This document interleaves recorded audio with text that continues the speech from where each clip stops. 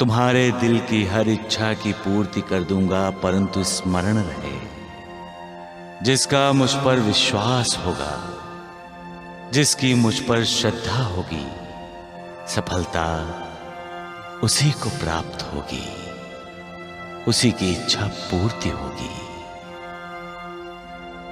सबका मालिक एक, जो अनन्य भाव से मेरी शरण में आता है, मैं उसका उद्धार करता हूं। जिसका मुझ पर विश्वास है, उसका मैं कल्याण करता हूं। तन मन धन से जो मेरी सेवा, मेरी भक्ति करते हैं, उन्हें फिर कोई दूसरी साधना करने की जरूरत नहीं। उन्हें मोक्ष मुक्ति सहज प्राप्त हो जाती है। जो अपने कर्म बंधनों से और पापों से छुटकारा चाहने वाले मेरी सेवा करने लगते हैं, उपासना करने लगते हैं, उन्हें मैं अभय देता हूं। मेरे इन शब्दों पर विचार करके श्रद्धा और भक्ति से साईं साईं का जाप करो। तुम्हारा कल्याण होगा।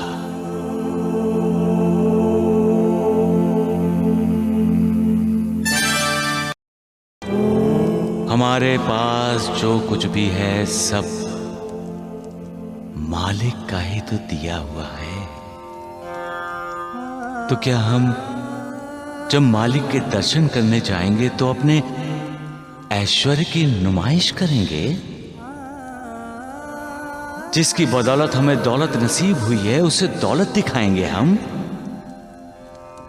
मालिक के पास जाना है तो गाड़ी घोड़ा वाहन सब कुछ पीछे छोड़कर ही जाना होगा।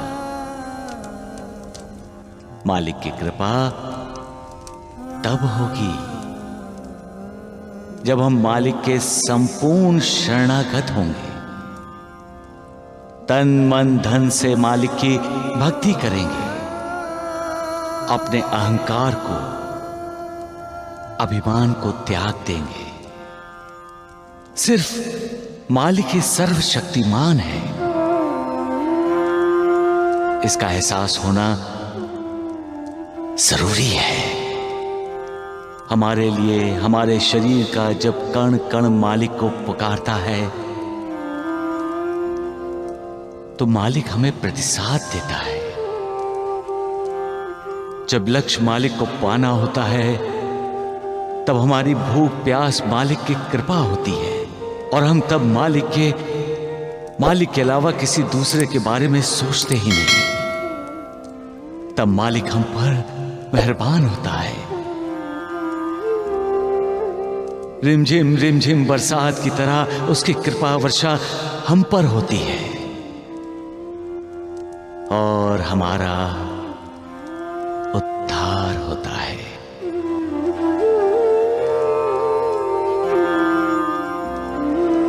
लेकिन उसके लिए धन दौलत गाड़ी घोड़ा आदि मोह माया का त्याग करना जरूरी होता है। जब उस निर्मोही का मोह मन में घर कर लेता है, और जब उसकी चाह जिद पकड़ लेती है, तभी हमें मालिक का साक्षात्कार होता है। सबका मालिक एक आना पड़ता है। इंसान का शरीर एक रथ है, और शरीर में रहने वाली आत्मा रथी है। जब आत्मा परमात्मा से मिलने के लिए जाती है, तो शरीर रूपी रथ पीछे छोड़ देती है। मतलब मालिक को पाने के लिए हर मोह माया का त्याग करना पड़ता है। भगवान आपके दिल की हर इच्छा पूरी करेंगे, लेकिन याद रहे, जिसकी भगवान पर श्रद्धा होगी, जिसका भगवान पर विश्वास होगा, उसे ही हमेशा सफलता मिलेगी, उसके ही सारी इच्छाएं पूरी होगी। जो मन जो मन में कई भावनाएं लेकर भगवान की शरण में जाते हैं उसका उद्धार भगवान हमेशा करते हैं। जो भगवान पर सच्ची श्रद्धा विश्वास रखते हैं उसकी इच्छाएं जो भगवान पर सच्ची श्रद्धा और विश्वास रखते हैं उसकी इच्छा की पूर्ति भगवान करते हैं। तो भगवान की सच्चे मन से भक्ति करता है उसके साथ भगवान हमेशा खड़े रहते हैं। इसीलिए चाहे जो कुछ भी हो जाए भगवान पर अपना विश्वास अटूट रखो। भगवान की भक्ति करने से ही इंसान को मोक्ष मुक्ति सहज प्राप्त हो जाती है। इंसान के पास जो कुछ भी होता है वो सब भगवान का दिया होता है।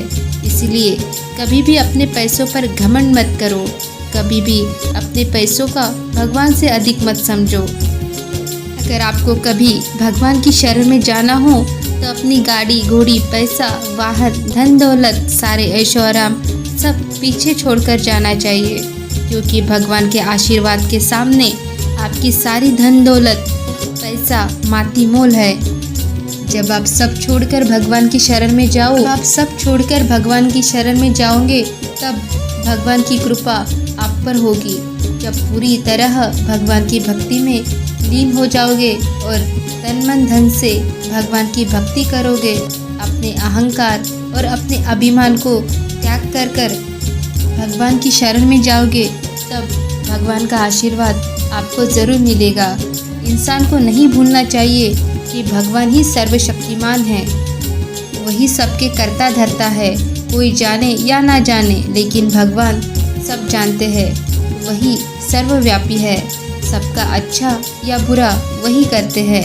इसलिए कभी भी पैसों को भगवान से अधिक महत्व मत दो। उम्मीद करते हैं कि आपको हमारा वीडियो पसंद आया हो, तो चैनल को लाइक शेयर और सब्सक्राइब करें और कमेंट बॉक्स में हमें आपके विचार ज़रूर बताएं। वीडियो को अंत तक सुनने के लिए धन्यवाद। आपका दिन शुभ हो।